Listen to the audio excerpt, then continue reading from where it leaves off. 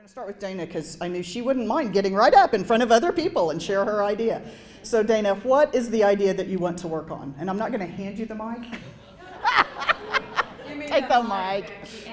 I know her as Becky Allen, and she It's knows true. me as Dana Goki. It's true. She told me this maybe 2 days ago. Hey, think of an idea, and I was like, think of an idea. One. Three. Narrow. Okay. Well, I first wanted to do something about childcare. I was like, everybody thinks I'm going to do that. Then I was going to do a movie theater because Hayes just lost their movie theater. Oh. But you opened with movie theaters. So I can't do movie theater. Okay. So this is my idea. This has nothing to do with childcare. I'm sorry to my organization and you know the childcare committee. But I'm part of lots of musical groups, and Okay. I'm part of our local theater. Okay. And when I used to, years ago, live in Dodge City, in Wright Park, they had this, we called it the amphitheater.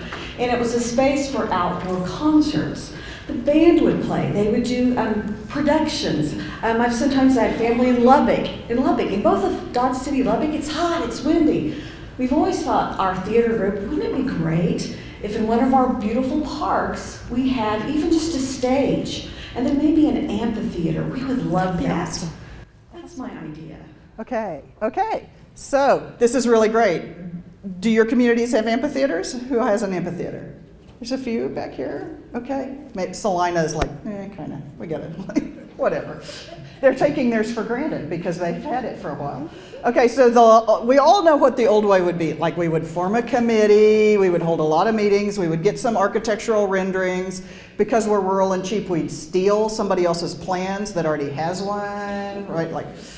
But we would go through it from the beginning in the meeting room. So you're not going to do that now because you're going to idea friendly this. So how are you going to gather your crowd, build connections, and take small steps? Well, I know in my world, the people who would be interested in that is the Heartland Community Theater Group. Yes. I talked to my friend Carl Pratt, who has been doing things like that in his part of the world. There we go. And I'd say, ooh, wouldn't it be great if I got Carl over here? Because maybe it just wouldn't be for Hayes events, it could be for all of Northwest Kansas events. And then I'd say, my friend Cheryl Glassman is in charge of the Ministerial Alliance. And we always like to do things for the Ministerial Alliance, and sometimes we like to do them outside, so I'll contact them. What about Terry Cruel at the university? They have the community band. Oh, what about the community choir? Let's get all those people together. What if we have a community sing-along? What about the guy at the high school? Okay, wait for 1 second. One second. Did you catch the community sing-along? We're going to come back to that. Would love it. But you've seen those things where they get everybody together and they're doing music from Queen and I was supposed to have that. I would reach out to all of those Oddly specific. I call Brenda Mader. I would call all of those people who had something to do with the arts in our part of the world. And that would be a great group. We'd all be excited. Right. Okay, so we're obviously going to go to the park for this, right? The meetup, it will be at the park so that we can do the thing. And we need something to do so that people have an activity while they're there, not just we stand there and go, we really ought to have an amphitheater. Yep, sure enough, you can go right there. That's a short, so there's a sing-along, right? Like we could do the sing-along. So here's some other things that I think go into this. Avard, Oklahoma, population 50, if we're counting the cows. I don't know. They used to have 14 registered voters. That's all I know for their official count. Avard got an arts grant to build a hay bale stage. Low budget right there, right? So the hay bale stage is an intermediate step. We want people to see it so that they can imagine it, so that they can go, we should totally make this permanent. So we want to get the hay bale stage, we want to schedule a bunch of stuff to happen there. So all those groups you just talked to are going to make use of the hay bale stage while it's up for the 2 or 3 months when the weather's great and it's going to work. And that whole time you're building the conversation. You've got a new hashtag, or you've got to send a text to this number because we're gathering people who are interested. We've got a message group going about let's build the amphitheater. So you can small step your way to it. And even before the hay bale stage, you can put duct tape on the grass and go, this is where the stage would be. And then you have performances right there to start with. You don't wait to do the performances at the end when the thing is done. You start building the demand from day one, doing it at the site with a lot of people involved, taking small steps. Mm-hmm. Awesome. I agree. Thank you so much. That's what Dana's here for, is to agree with me. Yeah, that's all. I think that's all I need. Okay. Awesome. All right. Stand up if you would, if you'd like to. You don't have to. There's no requirements here today. We're all flexible. Okay. Introduce yourself first, please. I'm Tina. I'm with the Sherman County Community Foundation. And this whole time I've been thinking, and Patty's probably with me, she's with the Economic Development Board in Sherman County. We have this gentleman who is a go-getter. He has the idea, he wants to go do it, and he doesn't care how it gets done. And he wants to clean up Goodland. He has the manpower, he needs a little bit of money, but this whole idea is, I mean, this whole thing, it just makes me think of it. And people want a plan from him, and he doesn't want to give them a plan. He just wants to get it done. And it's interesting to hear this, because you don't want to squash it because it's a good idea, and you know, it's just interesting, and I can take this back and hopefully let people see this side of things, because you know, sometimes you don't need that. Yeah. Sometimes people just need to see that in action. Yeah. And then they'll step up and help. And it was just one guy with one. I mean, if people join in, that's great, I think. Yeah. Yeah. So how can we pull a plan out of something that we're just doing? So we can use the idea-friendly framework. We can ask him, how will you gather your crowd? How will you get people involved? How are you going to build connections? What resources will you need and where will you find them? And then what are the small steps you're going to take? And you can write that down and go, okay, there's the plan. Hand that to whoever's demanding a plan from him. And you can also use this in reverse. I love doing planning in reverse, which is, we did the thing, here's what we've done so far, the next steps are going to be, and that's the plan. Because so then it includes, you know, previous results, and then you don't need to sketch too far into the future, because your next step is another experiment that will teach us something that we can move forward with. Sandy had something. Sandy had something, but Sandy says. No, I'm good. I usually have something to say as well. No, I'm a city commissioner in the city. And what is the first thing when somebody says they're going to come to the city with an idea? Come with your plan, or we don't know anything to talk about. Do you know how many times I've said that over the last 9 years? I'll never say it again. Got a convert. I retire covered in glory. I have changed the attitude of a city council member. Gently.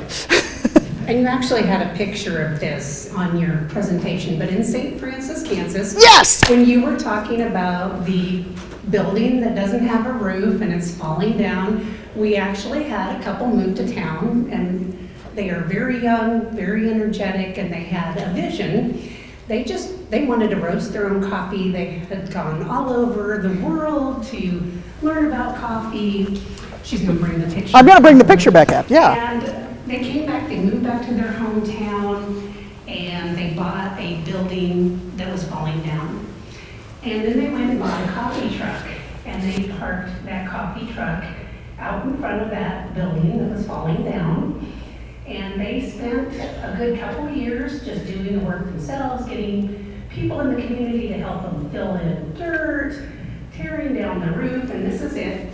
So that's the inside of the building that was falling down, and it didn't even have a flooring part of it. There was a basement that had fallen in, and it was just a hole. And they sold coffee out of their truck until they got the inside fixed up enough. Still didn't have a roof. They moved their coffee truck inside the building without a roof. And then over the next couple years, they built a roof. And then they used this as a place. They encouraged the community to come out, set up your farmer's market here, have your meetings here, and it's just a great resource. They're getting ready to move and sell the business, but they don't want the business to go away. Right. But probably took 10 years to get to that point, but they started with a building that was falling down.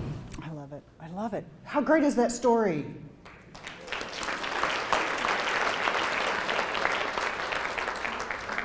So literally, you are looking, you can see the rafters at the top. They just hung coffee bean sacks over the rafters to pretend, right? Like just, instead of going, we have no roof, we're embarrassed, they're like, no, look up, we have no roof, it's great. So there's the coffee trailer at the back, the little, look, that's a temporary, that's a portable building they've moved in there. Is the portable building itself up to code? Close enough. It's St. Francis, right?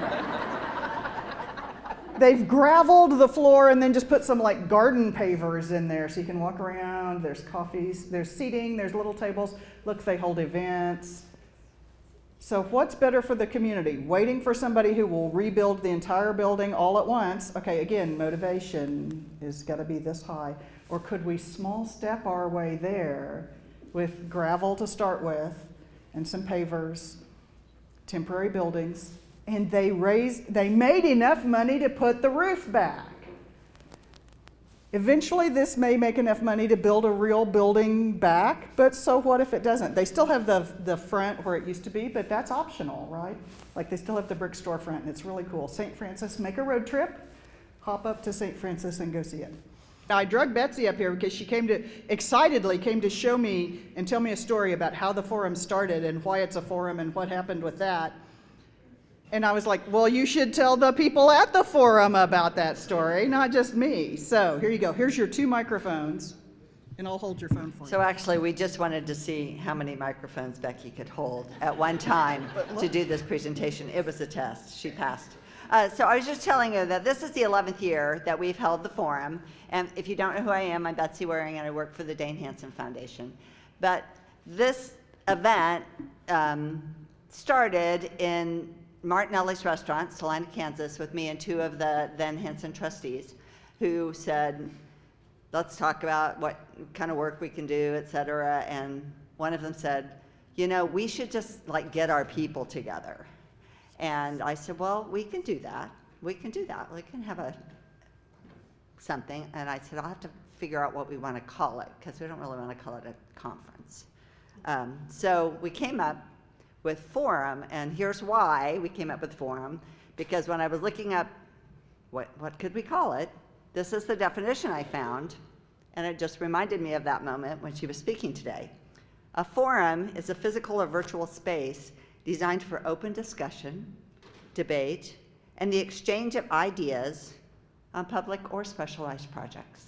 So I just felt very proud for a small moment that we had chosen the right name for this gathering, because we never do want it to feel like it's stuffy or squashing ideas, but we do want it to always be an open exchange of ideas among people that we feel like get in the room together because we have a shared mission to make Northwest Kansas an even better place to live. So anyway, that was my thought.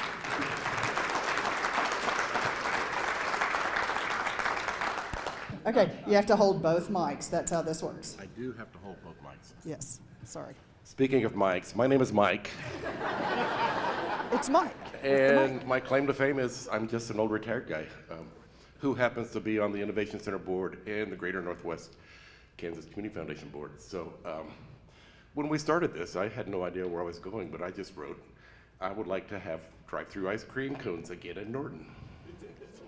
We lost our Dairy Queen, it was so sad. So as I worked through the process, I thought, what's our little gathering idea? Keep it simple. Call 3 or 4 people who I know make homemade ice cream and say, let's meet in a park on a nice Saturday afternoon with our homemade ice cream. And when we get there, we'll make a Facebook post, because in Norton, Kansas, you have to be living under a rock to not be on the I lived in, grew up in, or visited Norton, Kansas Facebook group. So just drop a little Facebook post, join us for homemade ice cream at the park. And people show up and they start chatting and ideas start dropping. And maybe somebody says, we should do this more often. He's so excited he can't breathe. Or maybe, no, I'm a nervous speaker, honestly. Oh, he is excited though. But maybe somebody says we should have a place to do this. And maybe somebody says, let's write a grant with the Community Foundation and get a little shack that we can do this in and let our local nonprofits use it weekly, and let it pick a date, Thursday afternoon, Saturday afternoon, and let a nonprofit make ice cream and let people drive through and make free will donations for their ice cream. And then we've got drive-through ice cream.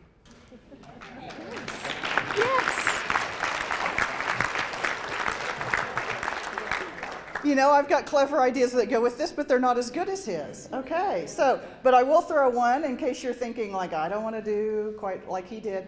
But so there was another town, they said we lost our ice cream parlor, which to me is like oh, like, you might as well just kick me while I'm down. Oh my gosh, we lost our ice cream parlor. And I said, so what you do is you go buy some ice cream bars. See, this is, I didn't think of like make our own ice cream.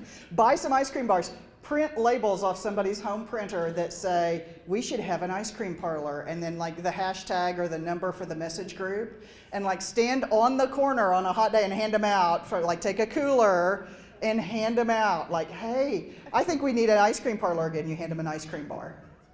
Join our message group, we're gonna make it happen, right? So the other thing that I saw was in Colfax, Washington, there was a bank that was not based in downtown, like their bank was not in the downtown, so since they didn't have a physical building there, to participate in downtown events, they got an ice cream, they got a freezer that runs on a battery, they put it on a wagon, and now they drag around the freezer and hand out ice cream bars to people at events. Now that's just to promote the bank, but could we do that to promote the drive-through ice cream? We need drive-through ice cream. Awesome. Okay, very good. So you're ready. Okay, please introduce yourself and take both.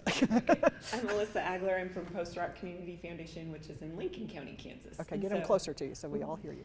Okay, so we have a scenario here that we would like your help brainstorming. So our one of our schools needs an extra gym for practice, and we are thinking about combining it with a weight room for the community so that we can host like rec tournaments and school events and let everybody work out there.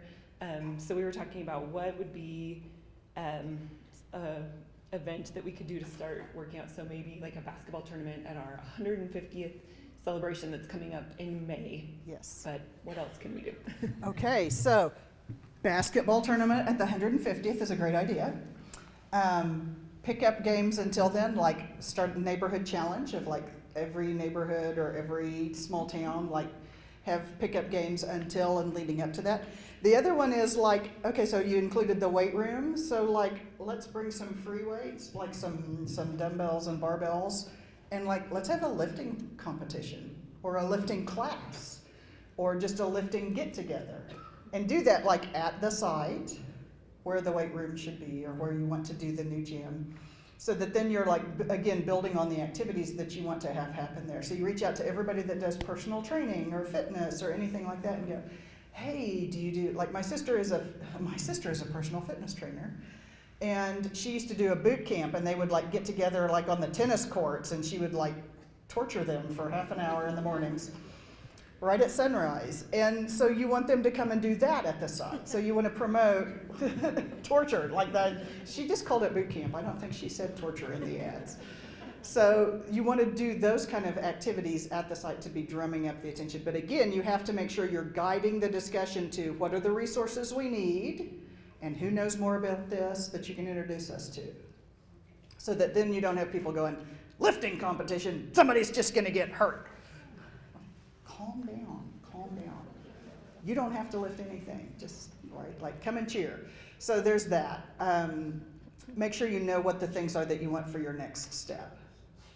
And then I mentioned earlier stealing plans from other towns. I learned this from a woman from Vian, Oklahoma, who said, we needed a new press box, and I called this other town that had just gotten one, and they gave me the name of their architect, and I called him and talked him into donating a copy of his plans so we could build a press box off his plans. I was like, that is rural brilliance right there, right? Like, don't pay for a new plan if you can talk your way into. She did call the architect, she got permission, but like, people already have stuff started that you can borrow off of. Anybody else want to drop something in, or you want to share? You have a brilliant ice cream in the park idea? Yeah. I have more of a maybe question. Okay. We ran a youth group for a long time and noticed the kids were just dying to have something to do and somewhere to go and wanting their parents there. And we had an empty bowling alley that had been closed and very dilapidated. And we put a group together and bought the bowling alley, and we've been working to get that renovated. We're just about there. We need to have a few lanes sponsored, and we need about $30,000 because we had way more extensive sewer and water problems than we thought we would, which still it was a blessing. The building was great. But What can we do? I mean, just some ideas on how do we kind of pull people in. We don't have scoring equipment yet. The lanes are ready, but the scoring equipment isn't. So it's not like we can bowl. But we have a Dairy King that has always been there that we're gonna bring back that people are wanting. But how do we pull people in and get them excited again? It's been a 3-year process, so it's kind of drug on, and I think that's what they're seeing. Although you're seeing a lot of movement now on the outside of the building, which is helping. But Yeah, being able to see, once they can see that movement is coming, then more people can get excited about it. So suggestion 1, start combing the garage sales and the yard sales and even hit other thrift stores. Find toy bowling pins that kids play with. Set up on the empty lot or your parking lot. Run the world's most fun bowling tournament. Colfax, Washington, that has the bank with the cooler full of ice cream. I was there working with them. It was the day they were running the beer mile. You run a mile, it's a relay. You run a mile, half a mile out, half a mile back. You drink a beer, and then you can tag your teammate. And then they can run a mile. And then they drink a beer, and then they tag. So 4 people on a team. So I'm thinking, like, how can you get some of that fun thinking into the world's most fun bowling tournament? It should not be a serious tournament in any way, right? It should be kids' bowling pins. Like I saw ones that were like Looney Tunes characters bowling pins. This is the level you're looking for. And if you cannot draw people into giving you $30,000 with the world's most ridiculous bowling tournament, I will be surprised, right?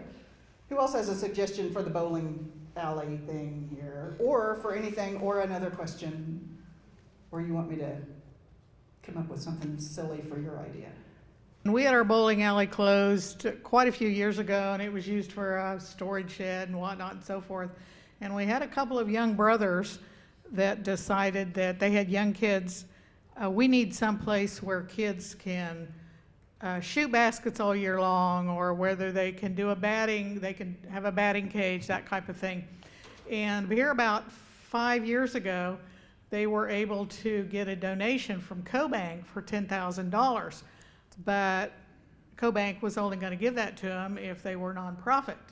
And they didn't want to form a nonprofit, so we got together with the Community Foundation, and we created a pass-through fund for their project, so CoBank could donate their money, and a lot of other people started donating their money, and these 2 young men have worked really hard. The hardest thing we had to get them to do was to put a sign out front on the highway and show people what you're doing. And so they did, and here we are about 5 years later. I think they are going to be opening that up. Isn't that right, Valerie? They're going to be opening up that training center and for kids to use here now for some of these spring sports. And so that's just a way that the Community Foundation was able to help them get this going without them going through all the trouble of forming a 501(c). The city didn't want to take on the project, etc. And it was the old bowling alley. And so those bowling alleys are good for things. Yeah, awesome. Yeah, you can spend $10,000 forming the 501(c)(3), can't you? I mean, it's ridiculous. So, given that, all right, so one other idea that goes with that is there was a town in, where? This is one of Deb's towns, and so my co-founder is Deb Brown, and she also travels and works with communities, and I'm trying to think where she was, but they took an empty lot. They're in a dry area, and so it's gravel, and they made putt-putt golf on an empty lot in the downtown. And I kind of think, like, could we not make like an outdoor bowling alley the same way of like temporarily do that kind of thing just for fun? So I was asked where, like this thing that's on the back of the cards or the front of the cards, depending on your point of view, that says, "We are a community of possibilities, not of problems."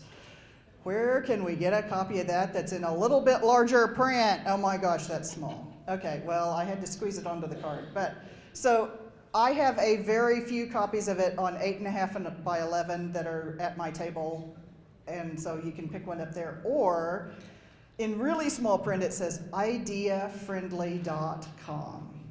Ideafriendly.com. You can download it in PDF, make it as big as you need it. Run it off on, like, do a billboard. I dare you. It is on the Hanson website. Yes, I did send it to Betsy. It is on the Hanson website. So if you go there under the thing where it's like main forum section, it'll say Idea Friendly Creed or something like that. And so, or it may say Small Town Creed. So you can get those there. And Betsy, people are asking about where can they get a copy of my book? And I put them off because you know the answer to that question. I do know the answer. And they'll be on the tables out here. You'll be able to get them at break or lunch. And then Becky also has a table in the resource area. And if you choose to advertise or whatever, she would like to do that for you. But we purchase the books for you and they're available. They'll be available out here. Betsy purchased 200 copies of that book so that you could all leave with one. And I had them drop shipped to her house. She has had to haul them to here for me because that's called delegation, see. I have a very few, like a handful also of large print editions. So if you, like me, have reached the point of going like this, you are welcome to come swap your other copy for a large print copy. And I do have just a few other copies of the standard print if you want to pick one up to hand off to somebody else. So books are available in the lobby. They are provided for you. Feel free to pick up from Betsy's table. I was just sharing with the ladies here. I had a mom come in, has young kids, baby, and she wanted to ask, I want to build a building and provide, activities for mommy and me and daddy and me, kind of activities and whatnot. And I said, well, that's great, and this is what you could do. But I said, what would probably be better is why don't you reach out to some of your moms and say, hey, I've got this idea. It'd be neat for us to gather and have some of these activities. Would you want to try them out? And I said, let's pilot things. Let's start a little bit smaller. Yeah. And nothing has happened yet, but pointed her to who would be a good resource, our rec center, our rec commission. They have the building, could be a great place to do it. If you're needing some supplies or some equipment, we could be a potential resource for that through foundation funding and whatnot. So need to follow up to see if anything's gonna happen. But again, it was bring them back down a little bit and the small steps. So. Yes. And she may get to that building, right? Like she may build a building at some point, but if she starts by reaching out to parents, by having pop-ups at the rec center, if she shows up to community events and sets up in a booth and has things for kids to actually touch and play with right there, she will draw people to her and she will get that following, right? And then she could like be mobile and, do parties and build her way up to build the building. Don't start by building the building. That comes with like a banknote. Let's start with something that doesn't come with that much responsibility. Awesome. Tina Wollock again with the Sherman County Community Foundation. We have a group of people who kind of went about things backwards, I guess, for childcare. They got a grant. I'm not even sure. I can't remember exactly where child care aware, and then they did get a Dane G. Hansen grant for a portion of a house to build for just a single, 12-kid facility. And now they are struggling to get the remaining balance. So they have the shell of the house built. It looks really nice on the outside, but they can't finish it. And I do not know how to help them. They've tried fundraisers, but I don't know how to help them. So we're going to take a page out of the playbook from Carl's idea. Let's do play dates on the lawn. I know, but I'm not supposed to because I'm also wearing one on my lapel. This is a very complicated world I live in over here. I have had 4 mics, I think, over the course of this presentation. Okay, so could we do play dates on the lawn at the house and talk about how she's getting ready to finish it? Right, so could we bring people there and do a fundraiser at the site so that then these things are happening at the site, so it's going to be more visible, more people will be drawn to it. And doing it I think being at the site and in the lawn, even if we're just could we set up a temporary splash pad? Now, do you know how to do a temporary splash pad? It's a garden hose that you poke holes in. We're low budget. This does not, bouncy house maybe, show a movie for kids on the side of the house, hang a sheet, anything to bring people to that location. Thank you, Dana, for the bouncy house. So I'm thinking that the more we can bring families to that location, we're going to network our way. And, you know, at every time, then you mention, like you hang the poster at the event that says, here's where to donate. We're this close. Like make the thermometer poster and fill it in one $5 donation at a time until you get to that last of the money. But they can't do it by sitting there wishing it was finished. There's got to be an activity people can be drawn to and participate in. They have to play a small but meaningful role in it. Can you have everybody bring some toys from their house, right? Like, so how many different ways can you bring people to that location to do something fun as families? And then that gives them something to take and show to potential funders. Look at these photos from the play date at the house. Look how happy the kids are. We're working on finishing this house. Could you jump in another 100, 500, 1,000, 5,000? How much have you got, right? Like, pre-qualify your donors, I think they said earlier. Sarah Meitner with the Heartland Community Foundation, and I just had an idea for, I guess I'm supposed to stand up, an idea for a fundraiser that maybe kind of started with a grassroots idea that maybe you might feel inspired by, but we was instrumental in getting our accessible park built here in town, and it opened in 2021. But we had a group of 6th graders at the time who came to our group with money that they'd made at a lemonade stand. And they had raised, I think it was like $1,200. Oh my gosh. 3 girls. They had been doing it every year, and their parents, used Facebook to like share and say, come to the girls' lemonade stand. So I know some of you guys know where I'm going with this. And so they came with a donation for the park from their lemonade stand. So then the following year, we had them challenge other kids in town to have their own lemonade stand. And then we shared a map of where all of the lemonade stands were gonna go. And that second year, we made $18,000 at lemonade stands that the kids had in town. Yeah. And then we did it again the next year, and we made $23,000 at lemonade stands that the kids had in town. And we've just kept doing it, and now we've done it 6 years. And I don't even know what the total is from all of the lemonade stands that they've done. But we had people who, we made it a challenge at one point to visit all of the kids' lemonade stands. Yeah. And then we had people who, they just went and surprised one of the groups of kids with $1,000 gift or something. And in order to get the kids to donate the money, because that was also part of it, partnered with community organizations to offer prizes. Yes. So we offered prizes for the best stand name, the best stand design, the most sales that day. And then our daycare centers got involved and started challenging each other and bringing in the parents. And then there was one year, where's my Russell folks? Russell picked it up and started doing it. And then we had a Hayes versus Russell with the lemonade stand challenge. And yeah, you just like something really little could grow into really cumulatively over all of the years, with both towns, well over $100,000 raised from lemonade. So, yeah.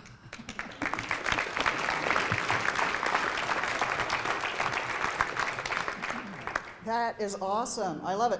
And it started organically from within that community. This was something that somebody was already doing. It was easy to tag into that, to help expand it, to see the ways that people, again, it was an activity that with a low motivation, lots of people could get involved. Lots of people could get involved. That's awesome. I was just thinking you had that really cool idea with the handprints. And it's a daycare center. So how fun would that be to get people to come and pay a little bit and maybe one side of the house or on the inside of the porch, or I don't know, I can't find you, Tina. I know I'm in the right direction. There you go. And that would be really fun on the outside of a daycare center. So maybe steal an idea from Becky, because that's what we're here to do, right? Yeah. I stole it from the Alva Friends of Play. So if you can't do it on the house, we're going to use the high-tech method of the sheet of plywood. And then you can mount it on poles and it can be a mural. You can also, did you know you can do fabric murals, like paint on, like get a sheet. You remember, like we used to decorate sheets when I was in high school 1,000 years ago? You could do decorated sheets and hang them up and pretend they're murals. Well, you know what, that's like high tech, like to get a quilter, like I'm saying anybody can do a sheet. Talented people do quilts. I'm like, more my speed is like I can put my handprints on a sheet and you can hang it up. By the way, if there's metal siding, magnets will stick to it and you can stick up any sheet mural onto any building with tin siding. Because take a magnet, test it. You got a magnet on the back of your name tag. Go try it out. Don't take my word for it. I'm Tom Keller from Cheyenne County. I'm on the Greater Northwest Kansas Board. And this is the result of an aha moment that occurred about 20 years ago when Roger Raby and Claire Guston were doing a leadership training class in Nest City. And one of the members of that training program went downtown on a break and saw a thrift store, a United Methodist thrift store. And she came running back and telling one of the other members of our group, "You've got to come look at this thrift store." She went home, and within a year, the church bought an old store on Main Street, and they had their thrift store previously was in the upstairs room of an education building that was open about a half a day once a week. They had to carry all of the clothes and items out. This thrift store was set up about 20 years ago, and they just celebrated their 20th anniversary, and they have given out over $1 million in funds over 20 years. And it's ecumenical. There are individuals from the whole community that are involved in this.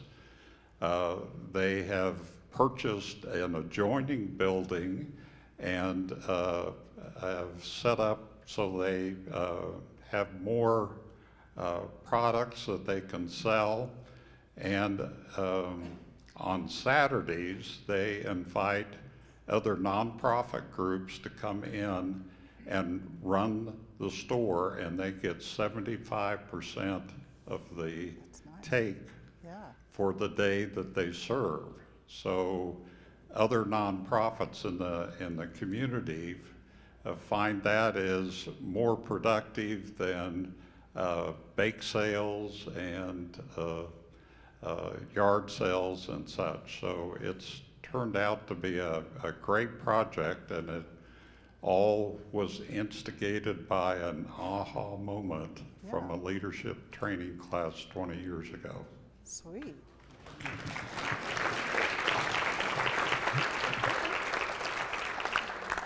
If they're going to generate that kind of cash flow out of the thrift shop, then I kind of feel like, so this is an extension of that idea, not to take anything away from that, but my brain thought, if it can move that much cash, they could be located in a building, they could completely remodel and bring it up to code over time with the cash flow proceeds, and then they could move to another building and sell the first one.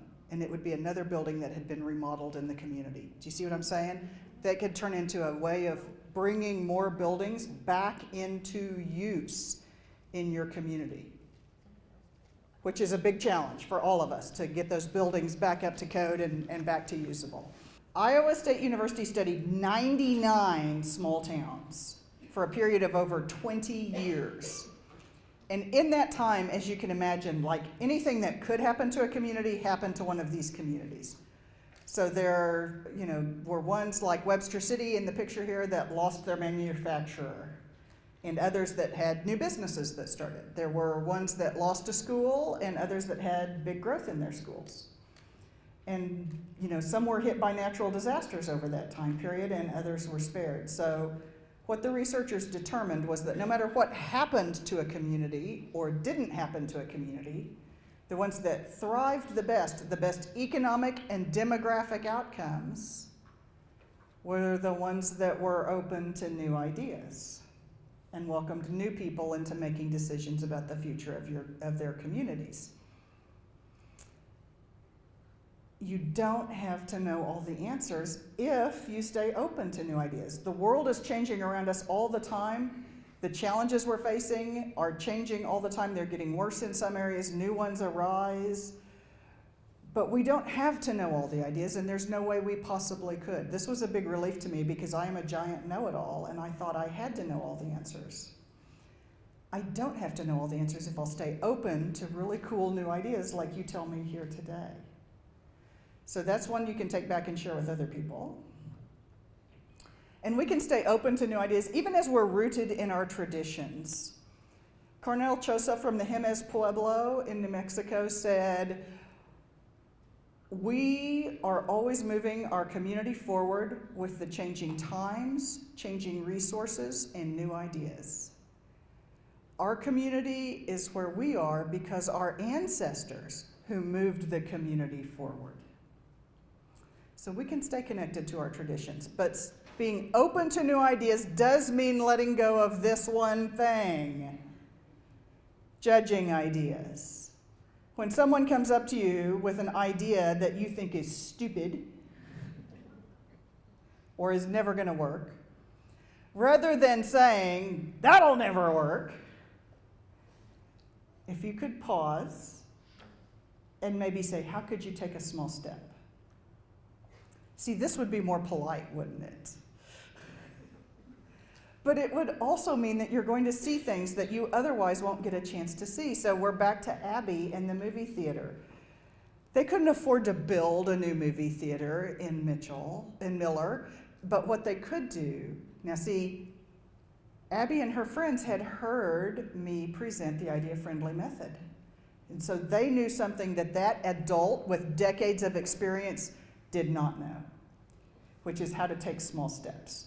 So Abby and the teens borrowed the school auditorium to be their theater. They picked a kids' movie, and then they invited the grade schoolers to be their audience. And so the Abby and the teens got to run the concessions and the tickets. They even ran the projection. And for one day, they made that indoor, sit-down, together with friends, movie theater experience for the little kids. Because it was an experience those teens wished they could have had when they were little. And when you tell people not to even try their ideas, you miss out on the amazing things that your community can create together, the experiences that can happen. The question we have to ask ourselves is, how will inaction cost us 1 year from now? What is the cost of continuing to sit on our dreams? Did some work in Elkhart, Kansas, very far southwest. It's as far south and west as you can go and not be in a different state.